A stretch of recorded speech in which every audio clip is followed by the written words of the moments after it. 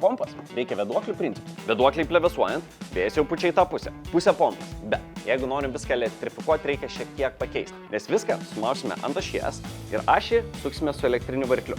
Dabar vėjas pučia visur aplinkui. Pagamintą ašį įdedam į korpusą ir netyčia pasigaminom oro siurblį. Nes mūsų vėduoklės vis dar vėją pučia į šonus. Bet tas vėjas iš kažkurgi turi atsirasti, o jisai atsiranda iš centrinės mūsų korpuso dalies. Nes čia yra žemas slėgis, čia yra siurbiamas oras ir jisai pro šonus yra švaromas. Gavome analogišką sistemą dulkių siurblio variklį. Nes šitą variklį gavome iš Lemonas Electronics, bet jisai veikia tuo pačiu principu. Nuėmus korpusą mes irgi turim besisukančią ašį. Šita ašis turi vėduoklės. Na, čia jos vadinamos sparnuoti, bet kai mūsų ašis greitai sukasi, centre susidaro žemas slėgis ir šitas žemas slėgis net gali išvalyti mūsų namus. O kad iš oro siurblio pasigamintumėm oro pompą, mums reikia išsirinkti vieną iš išmetimo skylių, o likusias užklijuoti. Ir turim oro pompą. Pro čia siurbia, pro čia pučia. Ačiū Lemono Electronics, o su nuolaidos kodu N2 pasirodymai 20% nuolaida visoms nenukainotoms prekėms.